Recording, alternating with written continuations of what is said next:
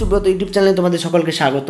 প্রিয় অষ্টম শ্রেণীর ছাত্রছাত্রীরা, আজকে আমরা করব রায়মার্টিন প্রশ্ন বিচিত্রা 2024 সালের ইতিহাসের 3 নম্বর স্কুলটা। দেখো 264 নম্বর পেজের ইতিহাসের 3 নম্বর স্কুলটা আমরা ঝটপট করে ফেলবো।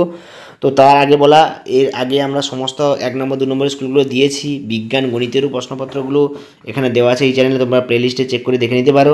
তো আজকে করব 264 নম্বর পেজ। দেখো ইতিহাসের ক্লাস 8-এর 3-এর দাগের স্কুলটা করব। 3-এর দাগের স্কুলটা কী বলেছে দেখো না, স্কুলটার নাম হচ্ছে Krishnanagar government girls high school. Krishnanagar government girls high school, এই স্কুলে প্রশ্নপত্রগুলো আমরা করব। আর পেজ নাম্বার কত? 264 পেজ। তোমাদের কাছে যাদের বই আছে তোমরা দেখবে 264 নম্বর পেজে। তো চলো প্রশ্নপত্রগুলো ঝটপট করে আমরা করে ফেলি। তো দেখো একের দাগে প্রশ্ন বলেছে, দেখো ব্রিটিশ ইস্ট ইন্ডিয়া কোম্পানি বাংলায় দেওয়ানি লাভের অধিকার পেয়েছিলেন কত? 1765 খ্রিস্টাব্দে। কী হবে? 1765 খ্রিস্টাব্দে দেওয়ানি লাভের অধিকার পেয়েছিল। তারপর দেখো কোম্পানির আমলে পুলিশি থানা ব্যবস্থা চালু করেছিলেন কে? Lord Cornwallis. এর আমলে পুলিশ থানা ব্যবস্থা চালু হয়েছিল। 1764 খ্রিস্টাব্দে বাংলা নদীপথে জমি জরিপ কে করেন? জেমস রেনেল। অপশান বি, উত্তর হবে জেমস রেনেল। বেঙ্গল গেজেট নামে এক সাপ্তাহিক পত্রিকা প্রকাশ করেন কে? James Augustus Hicky. প্রথম ভাইসরয় হিসাবে নিযুক্ত হয়েছিলেন কে? লর্ড ক্যানিং ভাইসরয় হিসাবে নিযুক্ত হয়েছিলেন। জাতীয় কংগ্রেসের প্রথম সভা বসেছিল কোথায়? না বোম্বাইতে প্রথম সভাটা বসে। জ্যোতিরাও ফুলের দ্বারা গঠিত হয় কি? না সত্যশোধক সমাজ। বাংলার বিপ্লবী আন্দোলনের সঙ্গে জড়িত ছিলেন কোন পত্রিকা? উত্তর হবে যুগান্তর পত্রিকা। অপশানটা কী হবে? এর দাগেরটা হবে যুগান্তর পত্রিকা।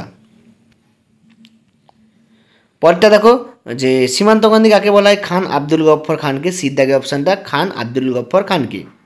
তারপর একটা বিবৃতি দিয়েছে, গান্ধী খিলাফত আন্দোলনকে সমর্থন করেছিলেন এই ভারতীয় রাজনৈতিক আন্দোলনে মুসলমানদের সমর্থন ও সহযোগিতা আদায় করার জন্য, তুরস্কের সুলতানের প্রতি সহানুভূতি দেখানোর জন্য এবং মুসলমান সমাজের উন্নতির দাবি জোরদার করার জন্য এবং হিন্দু সমাজ উন্নতি করার জন্য। তো এখানে দেখো অপশান এইটা হবে ভারতের জাতীয় আন্দোলনে মুসলিম সমর্থন ও সহযোগিতা আদায় করার জন্য। তো আমরা ইতিমধ্যে 10টা প্রশ্ন কমপ্লিট করে ফেলেছি। তো চলো আমরা 2 নম্বরের ডান স্তম্ভের সঙ্গে বাম স্তম্ভ মিলন সেটা আমরা কমপ্লিট করব। তো দেখো 2-এর দাগের প্রশ্ন বলেছে, এখানে 4টে ডান স্তম্ভ বাম স্তম্ভ দিয়েছে। প্রথমে মদন মোহন মালব্য, এটা কী হবে? হিন্দু মহাসভা প্রতিষ্ঠা। মদন মোহন মালব্য। এ কে ফজলুল হক কী করেন? কৃষক প্রজা পার্টি তৈরি করেন। ডক্টর রাজেন্দ্র প্রসাদ কী করেন? ছিলেন না স্বাধীন ভারতের প্রথম রাষ্ট্রপতি। আর শ্রী প্রফুল্ল চন্দ্র ঘোষ কী করেন? পশ্চিমবঙ্গের প্রথম মুখ্যমন্ত্রী। পশ্চিমবঙ্গের প্রথম মুখ্যমন্ত্রীর নাম কি? না শ্রী প্রফুল্ল চন্দ্র ঘোষ। এরপর দেখো 3-এর দাগের প্রশ্নগুলো কি বলেছে, এটা এসএকিউ প্রশ্ন। 3-এর দাগে 14টা এসএকিউ প্রশ্ন দিয়েছে। তো সেগুলো আমরা এক এক করে কমপ্লিট করব। প্রথমে 3-এর দাগে দেখো, 3-এর দাগে 6টা প্রশ্নের দিকে দিয়েছে। সেন্ট জর্জ দুর্গ প্রেসিডেন্টস কোন প্রেসিডেন্টসকে বলা হতো? না মাদ্রাজের প্রেসিডেন্টকে বলা হতো সেন্ট জর্জ দুর্গ প্রেসিডেন্ট। ঠিক আছে। এরপরেরটা কি বলেছে দেখো না, কত খ্রিস্টাব্দে চিরস্থায়ী বন্দোবস্ত চালু করা হয়? 1793 খ্রিস্টাব্দে।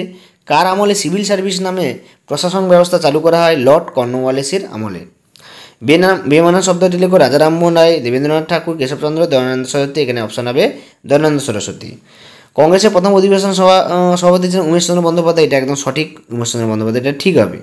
হিন্দু মেলা সম্পাদক কে ছিলেন? জ্ঞানেন্দ্রনাথ ঠাকুর। এখানে মনে রাখবে জ্ঞানেন্দ্রনাথ ঠাকুর। এরপরে দেখো আমরা এই দিকেরগুলো করব 7 থেকে। নীলদর্পণ কার লেখা? দীনবন্ধু মিত্র। বঙ্গভঙ্গ পরিকল্পনা কী করেছিলেন? Lord Curzon. আনসার হবে লর্ড কার্জন। কার নেতৃত্বে তাম্রলিপ্ত জাতীয় সরকার প্রতিষ্ঠা করা হয়? দেখো এখানে এই কার নেতৃত্বে তাম্রলিপ্ত জাতীয় প্রতিষ্ঠা করা হয় সরকার, এখানে এই 9-এর দাগের উত্তরটা এখানে আছে সতীশচন্দ্র সামন্ত। অপশানটা হবে সতীশচন্দ্র সামন্ত। এরপর দেখো কোন জাহাজে নৌবিদ্রোহ ঘটে? তলোয়ার নামক জাহাজে নৌবিদ্রোহটা ঘটে। তারপরে কি বলছে দেখো, মুসলিম সমাজে আধুনিকরণের সূচনা করেন কি? এখানে 11 দাগের প্রশ্নটার অ্যান্সার হচ্ছে এই যে এখানে দেখো স্যার সৈয়দ আহমদ খান। এই যে 11 নম্বর প্রশ্নের উত্তরটা এইখানে তোমাদের দেওয়া আছে, এখান থেকে তোমরা দেখে নেবে। ঠিক আছে, এখান থেকে তোমরা দেখে নেবে। এর পরেরটা দেখো 12টা কি বলেছে, মুসলিম লীগের কোন অধিবেশনে পাকিস্তান প্রস্তাব তোলা হয়েছিল? লাহোর অধিবেশনে পাকিস্তান প্রস্তাবটা তোলা হয়। তেরোটা ভারতীয় সংবিধানের প্রস্তাবনা ধর্মনিরপেক্ষতার কথা অর্থ কী? না এখানে দেখো ধর্মনিরপেক্ষতার কথা অর্থ হচ্ছে না, এটা তোমরা বই থেকে দেখবে, আমি তাও বলে দিচ্ছি যে ভারতের সংবিধান সমস্ত ধর্মের মানুষকে, সমস্ত ধর্ম বর্ণ জাতি সমস্ত সবাইকে সমান চোখে গণ্য করবে, ঠিক আছে? ধর্মের বিচারে কোনো কিছু হবে না, আর সব ধর্ম সবাই পালন করতে পারবে, অর্থাৎ নিরপেক্ষভাবে সবাই সবার ধর্ম পালন করতে পারে। সংবিধানের রচনার খসড়া কমিটির সভাপতি কে ছিলেন? Doctor B.R.. Ambedkar. Doctor B.R.. Ambedkar. এরপরে দেখো আমরা 4 দাগে প্রশ্নগুলো চলে যাব 2 নম্বরের। 2 নম্বরে টোটাল কটা প্রশ্ন এখানে দিয়েছে দেখো, 6 দুগুণে 12টা, 6টা প্রশ্ন দিয়েছে, তো সেগুলো আমরা দেখব, ঠিক আছে? 2 নম্বরে এখানে 6 2 6 12 নম্বর দিয়েছে, তো সেগুলো একটা একটা করে দেখি কী কী দিয়েছে। লর্ড কর্নওয়ালিস কোড কি? এটা আছে রায়মার্টিন সহায়িকা 80 নম্বর পেজে পাবে। সামরিক জাতি কাকে বলে? 81 নম্বর পেজে পাবে। কে কবে কে আর্য সমাজ প্রতিষ্ঠা করেন? না 1875 খ্রিস্টাব্দে দয়ানন্দ সরস্বতী। দেখো অ্যান্সারটা দেওয়া আছে দয়ানন্দ সরস্বতী। ডিকু কাদের বলে? এটা পাবে 175 নম্বর পেজে। নরমপন্থী কাদের বলে? 207 নম্বর পেজে। ভারতের অর্থনৈতিক জাতীয়তাবাদের দুজন প্রবক্তার নামকে? দাদাভাই নরওয়েজি এবং রমেশচন্দ্র দত্ত। দাদাভাই নরওয়েজি, রমেশচন্দ্র দত্ত। তো এরপর দেখো এদিকে দিয়েছে প্রশ্নগুলো। চৌরি চৌরা ঘটনা কি? 252 নম্বর পেজে পাবে।